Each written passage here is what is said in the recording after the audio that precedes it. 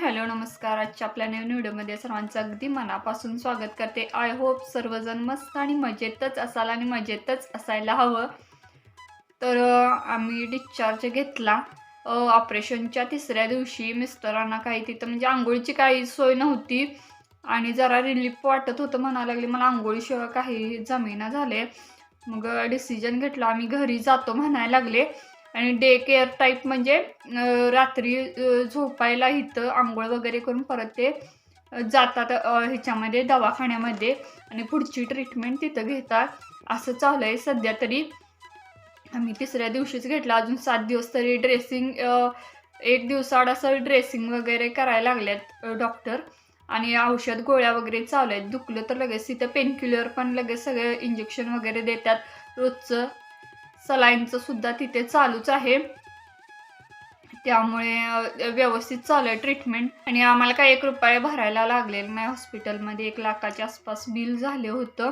कारण आमचा health insurance अगोदर असल्यामुळेच कॅशलेस होतं. त्यामुळे काहीच भरलो नाही आम्ही काय पैसे. पण ट्रीटमेंट मात्र 1 नंबरमध्ये देतात. ज्यांच्या नाही त्याने मला वाटते काढून घेणं म्हणजे काढून घेऊ शकता तुम्हाला जर हवा असेल तर. हेल्थ इन्शुरन्स कसं होतं अचानक कुठला दवाखान्याचा खर्च काय आपण ठरवून असं महिन्याचं कसं बाजार आणतोय तसं काय नसतंय. कधी पण येऊ शकतंय. ते असं तिथं काय असं आत्ता येईल नंतर ना असं काय नसते. प्रत्येकाच्या घरात काय वेगवेगळे काय ना काय तर आजारी असतात. काय ना काय तर कोणतं हॉस्पिटलायझेशन होतच असतं. आणि असं काय नाही 1 लाख 1.5 लाख 2 लाखाच्या पुढेच येतो खर्च. आणि ज्यांच्याकडे 50,000 रुपये पण ॲटलिस्ट असतील भरायला तर त्यांनी नाही घेतला तरी चालतंय. पण घेणं गरजेचं आहे. ज्यांना वाटते की आता आमच्या घरात 5-6 जण आहेत आणि फॅमिली फ्लोटर प्लॅन असतोय. एकदम मिनिमम रिजनेबल रेटमध्ये असतात. अगदी असं काय नाही कुठे ते 15-16 हजार रुपये प्रीमियम आणि कुठं ते 1.5 लाखाचं बिल. जमीन आसमानचा फरक असतो. 16,000 रुपये आपण भरू शकते पण 1.5 लाख 2 लाख काही भरू शकतच नाही. आणि एकतर मिडल क्लास फॅमिलीतली आपण लोक कसं भरणार. अचानक असं जर झालं तर असं होते. त्यामुळे कसं रिझर्वेशन असलेलं बरं. रिझर्वेशन असलेला व्यक्ती कसा असतो आणि रिझर्वेशन नसलेला व्यक्ती कसा असतो बघा तसंच काहीच आहे. व्यवस्थित ऑपरेशन वगैरे झाले. सगळं आता व्यवस्थित आहे. सुरळीत गाडी आता कम बॅक करायचं आहे. परत रुळावर सगळं आपल्या घरातलं सगळं आणलं. जरासं धुणं वगैरे होतं ते करत करत आज आता व्यवस्थित जरा तरी झाल्याचं आहे 5वा दिवस. आम्ही गावाचं काढतोय हेल्थ इन्शुरन्स लाईफ इन्शुरन्स सगळं. नेमकी आमच्यावर पहिल्यांदाच अशी वेळ आली हॉस्पिटलायझेशनची. अशी वेळ कुणावरच येऊ नये. हेल्थ इन्शुरन्स असावा खरं असले का वेळ यायला नको म्हटलं. पहिलाच हा अनुभव मला म्हणजे ॲक्सिडेंटचा तरी मला प्रकार कळला. आपण कसं बघत असतोय रोडवरून ॲक्सिडेंट झालेलं पण कधीच आपण त्यांना कधी मदत करत नाही किंवा त्यांना हॉस्पिटलमध्ये नेणे इतर प्रोसेस करणे काहीच कोण मदत करत नसते. मला इतकं म्हणजे वाईट वाटलं तर अशा लोकांचं. आम्हाला मदत मिळाली पण अशा लोक पडल्यात आणि आपण फोटो काढतोय व्हिडिओ काढतोय अशी लोक फार आहेत आजकाल. तर तसं नको आहे. आपल्या ह्याच्यामध्ये मदत करणारीच लोक महत्त्वाची अशा वेळेला तरी ठरतात. आम्हाला तर लगेचच उचलून 2 टू व्हीलरवाल्यांनी जवळच्या हॉस्पिटलमध्ये लगेचच हे केलं होतं. त्यामुळे आम्ही बऱ्यापैकी हे वाटलं आम्हाला काहीच वाटलं नाही. आमची घरचीच माणसं आहेत असं जाणवत होतं तेव्हा तरी. आणि शुद्धीवर असं होतं नव्हतं. मला तर चक्कर येऊन पडले मी. तिथं मला काय समजेनाच झालं. अंधारी आली होती त्यामुळे काही नाही. मला मात्र इथं लागले. आता इथं ड्रेसिंग केलं. इथे खांद्याला आत थोडंसं आता आज आहे बऱ्यापैकी आणि इथं मनगटाला पण लागले. सगळेजण म्हणाले धुण्या भांड्याला लावा खरं इतकं काय मला वाटत नाही. माझ्या घरात येऊन कोण काम करावं आणि आपण तसंच बसून राहावं असं म्हणजे कधी परिस्थिती आजपर्यंत आली नाही. त्यामुळे कोणाला बोलवूसच पण वाटतं आणि माझं मी करते. फक्त वेळ लागतोय इतकंच. कारण हातावर जोर द्यायला दुखतोय. हात जोर दिला की एवढंच नाही तर सगळं मी डेली रुटीनचं तर सगळंच काम मी करायला लागले. असं कुठलाच 1 दिवस राहिला नाही की मी ते चुकवले काम. असं मला म्हणजे अशा स्थितीत करू नका म्हणायला. आम्ही डबे आणून देतो सगळेजण शेजारी आम्ही जेवण बनवतो. पण मला असं म्हणजे पटकनच ते विचार असं म्हणजे मी कुठेतरी हे झाले कमी पडले असं मला म्हणजे सारखं जाणवत होतं. मी काय कोणाची हेल्प पण घेतली नाहीये अजूनपर्यंत. तरी माझं मी स्वतः सगळं करते. मिस्टरांचं पण आवरते. त्यांना वेळेत जे काय लागतं नाश्ता जेवण सगळं मी करते. मुलांचं पण सगळं चालू आहे. आज नाश्त्याला काय उपीट बनवलं होतं मुलांनाच फक्त, आणि आज आहे संकष्टी. त्यामुळे आता गणपतीचा वार कसं, त्या दिवशी गणपतीला अभिषेक घालून आले होते मिस्टर, आणि मग आम्ही गेलो होतो. गणपती बाप्पांनीच आज म्हणजे त्या दिवशी आम्हाला वाचवलं असं म्हणायला काय हरकत नाही. कारण 5:30 वाजता गणपतीचा अभिषेक आमच्या दोघांच्या नावानंच केला होता त्या दिवशी, आणि 2:30 वाजता तर असं घडलं आमच्याबरोबर. असं वेळ कुणावर येऊ नये असं वाटते. आता 4ची टायमिंग झालेली आहे. गुरं चरायला आलेले आहेत, गाई, म्हैशी, मेंढरं. आणि समोर बघा मुलगीचं हे आहे एंगेजमेंट, त्यामुळे त्यांनी टेरेसवरतीच तो कार्यक्रम करणार आहेत म्हणून वरतीच मांडव टाकलेला आहे. छान सुंदर बघा, आपल्या आपल्याच घरामध्ये किती छान वाटतं आपल्या घरातला कार्यक्रम करायला बघूनच, आणि कल्पना करूनच किती सुंदर वाटतं. आणि अशाच पद्धतीनं घरीच केलेले कार्यक्रम छान वाटतात मला तरी.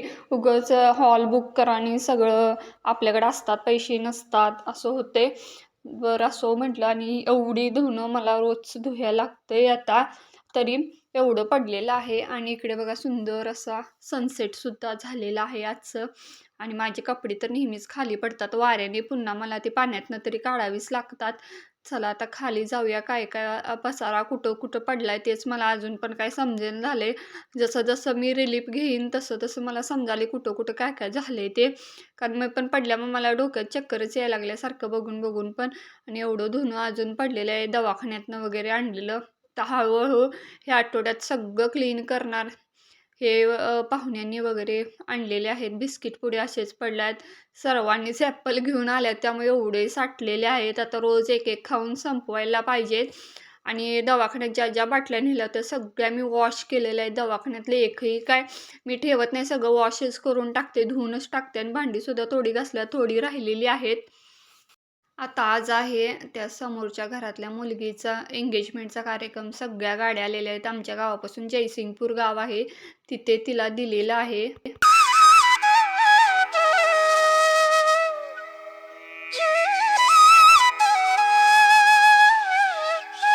आता संध्याकाळच्या स्वयंपाकासाठी तयारी चालू झाली. इकडे दूध तापवले, आणि इकडे बघा वांग सुद्धा झालेलं आहे, आणि आमटी सुद्धा टाकलेली आहे. थोडा कांदा मी एक्स्ट्राचा चिरून ठेवलाय, लागला तर वापरायचा किंवा उद्या नाश्त्यालाच जाईल.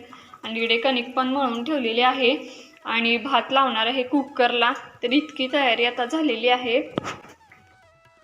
संध्याकाळची दिवाबत्ती छान अशी झालेली आहे, सुंदर. आता गणपतीचा अभिषेक मीच करणार आहे.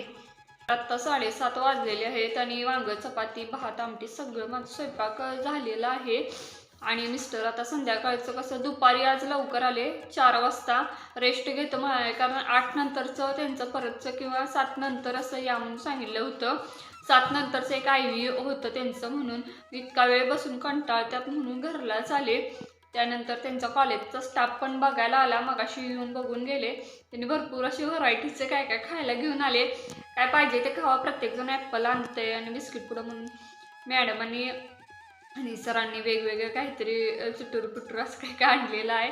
आणि आणि हे पण संपलं होतं, आमचं पाणी पण संपलेलं. आता ह्या गडबडीत त्या हौदात किती पाणी आहे काय पाणी असं झालेलं. आणि आज नेमकं संपलं पाणी म्हटलं, आणि उद्या सकाळी आंघोळीला गडबड नको. मी सकाळी बघितलं तर पूर्ण पाणी काहीच नव्हतं टाकीमध्ये, वरच्या पण अगदी धुण्यापुरतंच होतं. असं होतंय. असं एक जण आजारी किंवा दोघं जण आजारी असलं की असं घरातली अशी परिस्थिती होते. काय कुणीकडं लक्ष लागत नाही, किंवा काय गोष्टी संपल्यात घरात काय नाही, अशी परिस्थिती अशा वेळेला होत असते. आणि दिवाबत्ती वगैरे सगळं छान झालं. मॅडम पण गेल्या. तर इथं समोर कार्यक्रम आहे, सकाळपासून कार्यक्रम आहे म्हणत अजून त्यांचा अजून चालूच आहे. जायचं का नाही हा प्रश्न होता. तर बघूया. क्लासला गेलाय आणि येणार तो आता 8, 8:30, पावणे 9लाच येणार. मी तर म्हणाले दोन्ही मुलांना तिकडे जेवायला पाठवूया आणि इथे आपण घरात जेवूया असं चालले. आणि एक तर संकष्टी, आता संकष्टीचं गणपतीचा अभिषेक मीच करणार, आणि मिस्टरांनी यायला पण वेळ लागणार आहे. आता स्वयंपाकाचं सगळं माझं आवरलेलं आहे. आय होप आजचा व्लॉग तुम्ही फार एन्जॉय केला असाल तर नक्की चॅनलला लाईक करा, शेअर करा, सबस्क्राईब करा. Thank you so much. पुन्हा भेटू उद्याच्या व्लॉगमध्ये. तोपर्यंत बाय.